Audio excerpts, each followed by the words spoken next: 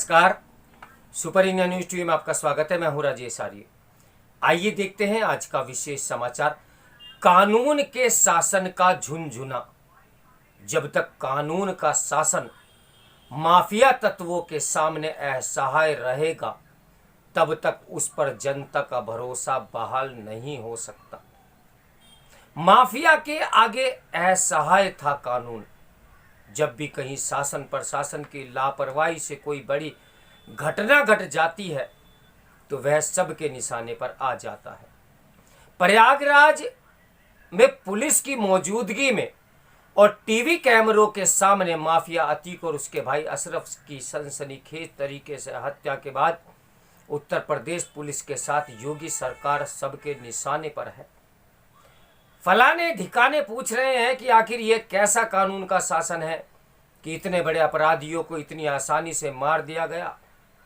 ऐसे सवाल स्वाभाविक है, क्योंकि कोई अपराधी कितना भी दुर्दांत हो उसे तय कानूनी प्रक्रिया के तहत ही सजा दी जानी चाहिए। लेकिन आम लोग ऐसा तभी कहेंगे जब कानून का शासन सचमुच अपना काम करता हुआ दिखेगा। चूंकि ऐसा नहीं है, इसलिए अतीक अशरफ के मारे जाने पर एक बड़ी संख्या में लोग कह रहे हैं कि जो कुछ हुआ बहुत अच्छा हुआ। लोग ऐसा इसलिए कह रहे हैं क्योंकि उन्होंने यह देखा कि बीते 44 साल से आतंक ने किस तरह कानून को अपना दास बना रखा था। शासन प्रशासन और यहाँ तक कि अदालतें भी उसके समक्ष असहाय थी। वे किसी की भी हत्या कर देता था, किसी की भी जमीन पर कब्जा कर लेता था और किसी को भी उठवा लेता था। उसका इतना आतंक था कि हाई कोर्ट के जज भी उसके मामलों की सुनवाई करने से कतराते थे। ऐसा इसलिए था क्योंकि राजनीतिक दल उसकी गुलामी किया करते थे। अतीक अशरफ के मारे जाने पर नीतीश कुमार, तेजस्वी यादव, अखिलेश यादव, मायावती, ममता बनर्जी, प्रियंका वाड्रा, कपिल सिब्बल, असुद्दीन ओवैसी आदि ने कानून के शासन की दुहाई दी है। अन्य अनेक लोग भी कानून के शासन का झुनझुना जोर शोर से बजा रहे हैं। लेकिन जरा देखें कि किसे कानून के शासन को कितनी परवाह है। नीतीश कुमार ने माफिया आनंद मोहन सिंह को अच्छे चाल चलन के आधार पर जेल से रिहा कराने के लिए उस कानून को ही संशोधित कर दिया जो यह कहता है कि सरकारी अधिकारी पर हमला करने वाले अच्छे चाल चलन के आधार पर रिहा नहीं किए जा सकते। आनंद मोहन सिंह गोपालगंज के डीएम रहे जी कृष्णैया की हत्या का दोषी है और उम्र कैद की सजा काट रहा है। क्या एक आईएएस के हत्यारे को जेल से रिहा करने के लिए कानून बदलने से कानून के शासन की जय होगी?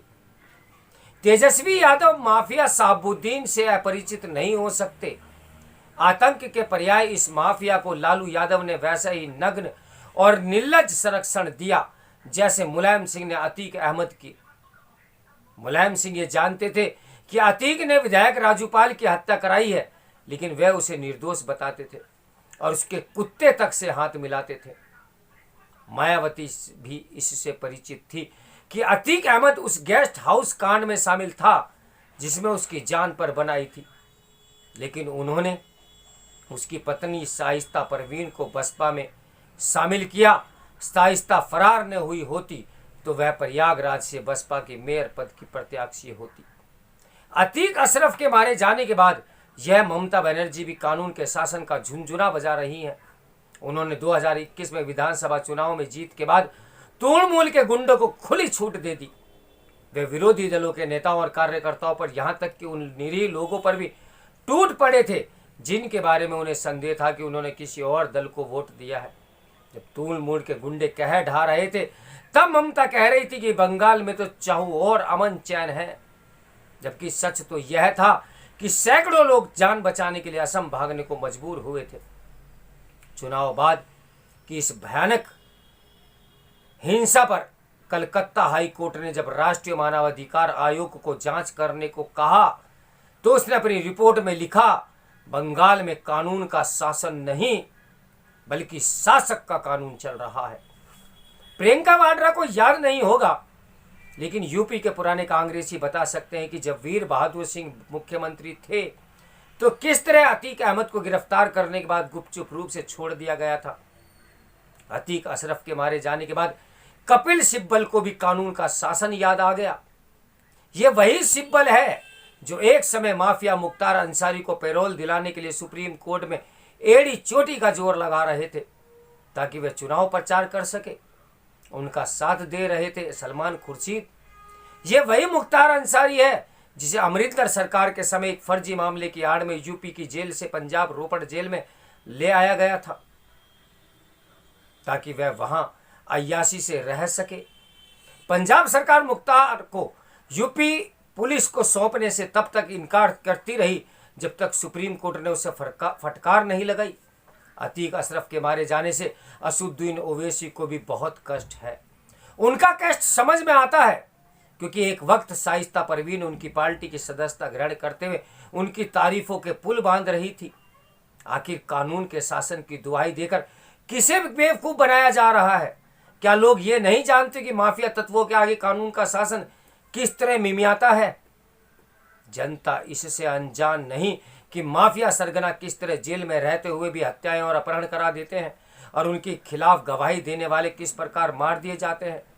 आम जनता को इतना नादान नहीं समझा जाना चाहिए कि वह कानून के शासन की ऐसी तैसी होती हुए देखती रहे और फिर भी उससे यह अपेक्षा की जाए कि कानून के पिलपिले शासन का सम्मान करे। तो मेरे साथ बने रहें सुपर इंडिया न्यूज़ टीवी की ब्रेकिंग न्यूज़ के लिए। नमस्कार, मैं हूं राजेश आर्या।